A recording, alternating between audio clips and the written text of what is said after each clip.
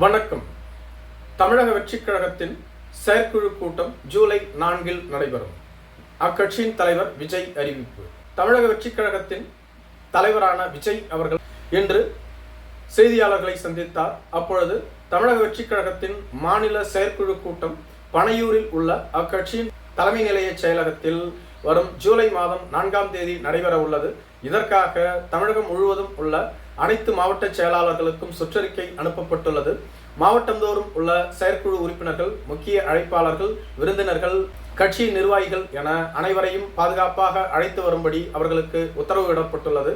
மேலும் இந்த செயற்குழு கூட்டத்தில் தமிழக வெற்றிக் கழகத்தின் அடுத்த கட்ட நகர்வுகள் என்ன என்பது குறித்தும் ஆராய உள்ளோம்.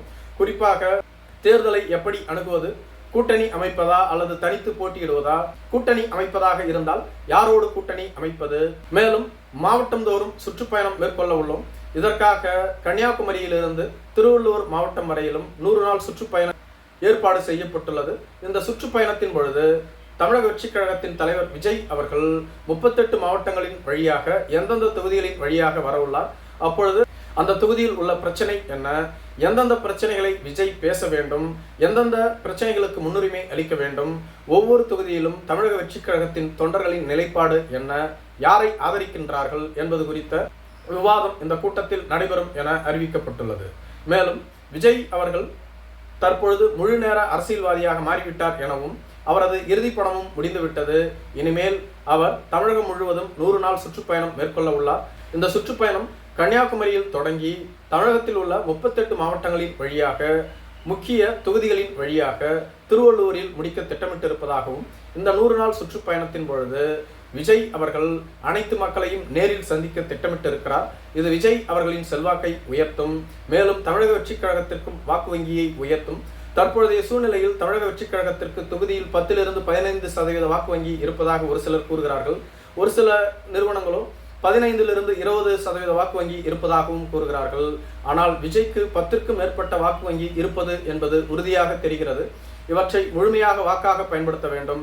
மேலும் விஜயின் ரசிகர்கள் தான் விஜய்க்கு வாக்களிப்பார்கள்.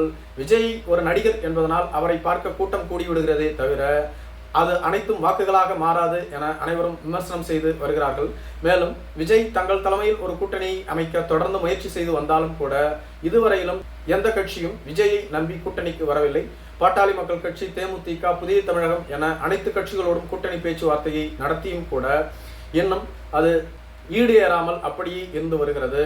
இது போன்ற சூழ்நிலையில் தேர்தலை எப்படி அணுகுவது, கூட்டணி அமைப்பதா வேண்டாமா என்பது குறித்த முடிவுகள் இந்த கூட்டத்தில் எடுக்கப்படும் என்றும், மேலும் தமிழக வெற்றிக் கழகம் கூட்டணி அமைத்தாலும் அமைக்காவிட்டாலும் இந்த தேர்தலில் வெற்றி பெற்றே ஆக வேண்டும். அதற்காக அனைத்து தொண்டர்களும், மாவட்ட, மாநில, ஒன்றிய, கிளைக்கழக நிர்வாகிகள் அனைவரும் ஒருங்கிணைந்து செயல்பட வேண்டும். நாம் தேர்தலை எவ்வாறு அணுகுவது, எப்படி மக்களிடம் நமது கட்சியின் கொள்கைகளை கொண்டு செல்வது, எப்படி அவற்றை வாக்குகளாக மாற்றுவது என்பது குறித்த கூட்டமும் நடத்தப்படும் என்றும் கூறப்பட்டு வருகிறது. மேலும் கோயம்புத்தூரில் மட்டும் பூத் முகவர்களின் கூட்டம் நடைபெற்றது. இது தொடர்ந்து திருநெல்வேலி, திருச்சி, மதுரை, வேலூர் போன்ற பகுதிகளுக்கும் விரிவாக்கம் செய்யப்படும் எனவும் கூறப்பட்டுள்ளது. இது தமிழக வெற்றிக் கழகத்தின் செல்வாக்கை மக்கள் மத்தியில் மேலும் உயர்த்தும் என்றும் கூறப்படுகிறது. நன்றி.